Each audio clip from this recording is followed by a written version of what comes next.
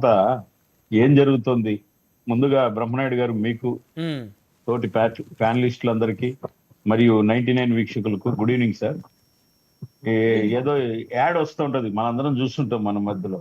ఏం జరుగుతుంది అంటే అని, అట్లా ఏం జరుగుతుందంటే లిక్కరిజం జరుగుతుంది రాష్ట్రంలో. ఈ జరిగిందంతా తీసుకొని పోతున్నారు.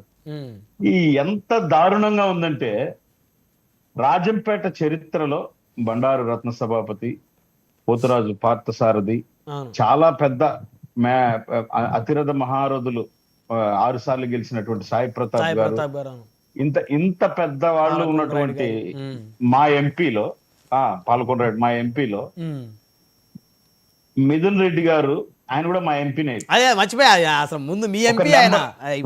మా ఎంపీనే. అంటే ఇంత చరిత్ర ఉన్న రాజంపేట నియోజకవర్గంలో ఇంత పెద్ద అవినీతికి పాల్పడి జైల్లోకి పోయిన వ్యక్తి 4196 అనే నంబర్ వేయించుకున్న వ్యక్తి. ఎందుకంటే రాజంపేట ఎంపీ అనేది చాలా ప్రాశస్తమైనది.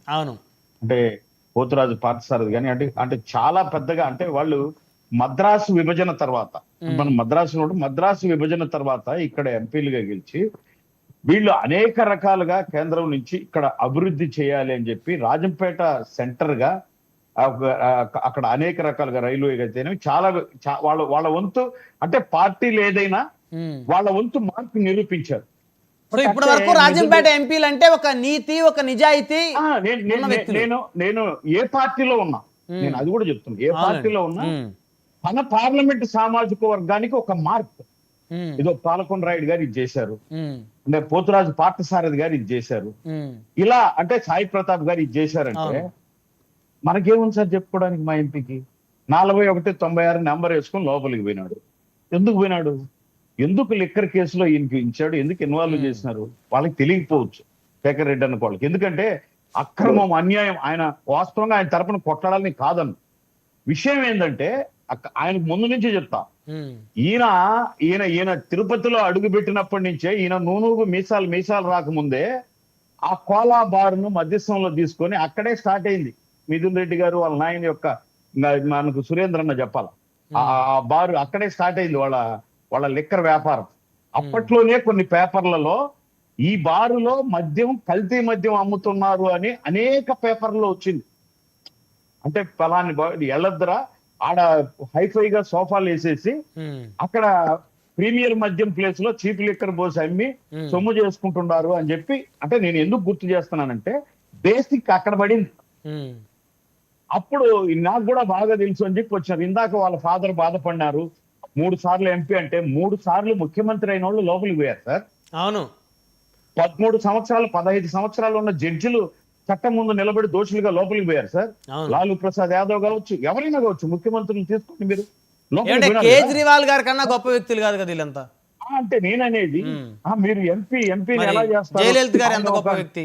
నేనే రెండోది, శేఖర్ రెడ్డి గారు ఎంత తెలివిగా 350 పేజ్ సారీ టు, అంటే అది ఎన్ని పేజీలు, 300 నుంచి 350 పేజీల వరకు ఉన్నట్టు హవేవర్ అనే ఒక పదము, మేబీ అనే ఒక పదాన్ని పట్టుకుని ఏలాడే బదులు మిగతా 349 పేజీలు, 304 పేజీలు ఏముండదు కూడా చదవాలి కదా. ఎలా ప్రొవోక్ చేసినారు, ఎలా దీనిని సిస్టమేటిక్ తెచ్చినారు. 27 రూపాయల 70 పైసలు 180 mlకి పోతే 7 రూపాయలు. శేఖర్ రెడ్డి ఏమన్నాడు తెలుసా? ఎక్కడే కానీ కొత్తది ఇవ్వలా. కానీ శేఖర్ రెడ్డి అన్న పక్కనున్న కర్ణాటక, తమిళనాడులో ఎందుకు పనికి రాకుండా మూతపడిపోయిన డిస్టిలరీస్ అన్ని ఒక సిండికేట్ గా ఏర్పడి, ఈ సిండికేట్ లో తన మేనమామ కూడా ఉన్నాడు, జగన్మోహన్ రెడ్డి మేనమామ. ఆ పక్క బొత్స గారు, ఈ పక్క వీళ్ళంతా సిండికేట్ అయి అక్కడ ఉన్న డిస్టిలరీస్ ను ఓపెన్ చేసినారు. ఎవరు? రవీంద్రనాథ్ రెడ్డి గారా, మాజీ ఎమ్మెల్యే. అందరూ కర్ణాటక, తమిళనాడులో మూతపడిపోయి ఖాళీలా పడిన డిస్టిలరీస్ ను ఇప్పుడు ఇందాక మన సురేంద్ర అన్న చెప్పినాడే పేర్లు, ఇటాటి పేర్లతో మేము చేస్తామని చెప్పినారు. మరి ఎందుకు సిస్టమేటిక్ గా జరిగింది ఇది అంటే, అంత తెలివిగా, అంటే జవాబుదారీతనం లేకుండా, డిజిటల్ మనీ లేకుండా ఓన్లీ క్యాష్ తీసుకున్నారు. ఏం చెప్తాడు శేఖర్ అన్న? 2014 నుంచి 19 వరకు లిక్కర్ సేల్ ఎంత, 19 నుంచి 24 వరకు ఈ పాయింట్ ఇంపార్టెంట్ వినాలి బ్రహ్మనాయుడు గారు. లిక్కర్ సేల్ ఎంత? మేము కుదిచ్చాము, కాకపోతే ఆదాయం ఇంకా పెంచిచ్చాము. ఖచ్చితంగా పెంచిచ్చారు, ఎవరు కాదన్నారు. కానీ ఎందుకు ఆ ఆదాయం పెంచారంటే మేమేం మోసం చేయలేదు, మేము చాలా పతిగా చేశామని చెప్పి తెలియజేస్తూ ఈ 27 రూపాయల ఒక 70 పైసల క్వార్టర్ లో 7 రూపాయలు దానికి కలర్ వేసి అదే చీప్ లిక్కర్, అదే ప్రీమియం, అదే ఫారిన్ బ్రాండ్ ఎంత వస్తుంది సార్? ఒక కోటకు 19 రూపాయలు 20 రూపాయలు. దీన్ని మళ్ళా గవర్నమెంట్ ట్యాక్స్ వెళ్ళి గవర్నమెంట్ వాళ్ళు తాగి గవర్నమెంట్ నుంచి 150 గవర్నమెంట్ కి వస్తాయి, దాంట్లో తేడా లేదు. ఈ కంపెనీ నుంచి ఇది తీసుకున్నందుకు ఇచ్చిన డబ్బులు ఎట్టొచ్చినాయి? అదే ఇది. అరే బాబు, నీకు 7 రూపాయలు లిక్కర్ను నీకు 27 రూపాయలకి సర్టిఫై చేస్తానా?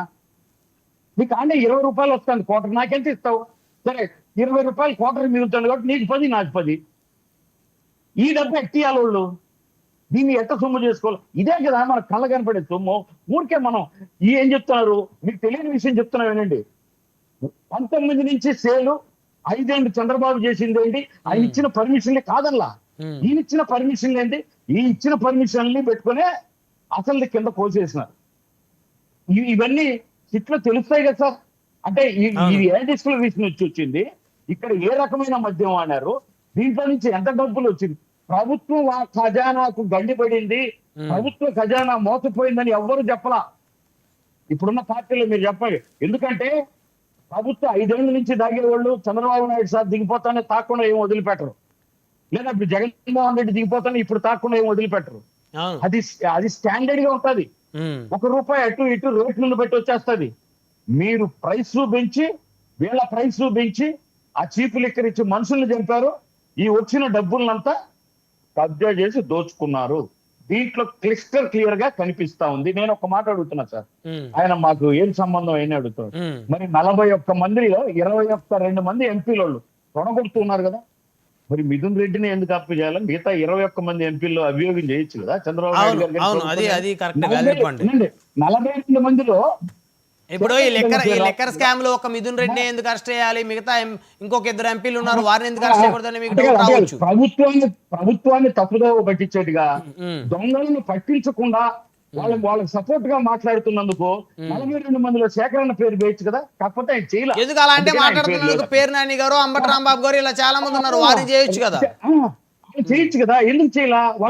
వాళ్ళకి సంబంధం లేదు. వాళ్ళు విషయాన్ని తప్పించుకోలేక వచ్చి మా ఎంపీ మూతపడి అడ్డపెట్టి గొడ్డటి పెట్టి మాట్లాడుతున్నారు. ఫైనల్ ఖచ్చితంగా ఉప్పు తిన్నోడు నీళ్లు తాగాలి, తప్పు చేసినోడు లోపల ఉండాలి. తను బాస బిగ్ బాస అనేది లేదు. ఆయన సీట్ ఆయనకు ప్రత్యేకంగా హ్యాపీగా ఖాళీగా ఉంటది. చట్టం తన పని తను చేస్తుంది. నాకు డౌట్ ఇక్కడ, స్నేహ బ్లాక్ కే ఎందుకు తరలించారు రాజమండ్రిలో? అంటే వాళ్ళు తెలంగాణలో 2, ఆంధ్రాలో 2 ఈ కసిరెడ్డి వీళ్ళు ప్లాన్ చేసుకున్నారు సార్. అంటే అక్కడికి వెళ్ళాలి అని. ఇప్పుడు ఎందుకు చెవిరెడ్డిని తీసుకున్నారు? దానికి ఒక బలమైన వ్యక్తి కావాలి. గొప్ప 20 కోట్లు ఇచ్చి దీన్ని ట్రాన్స్పోర్ట్ చేయాలంటే ఇప్పుడు బ్రాహ్మణ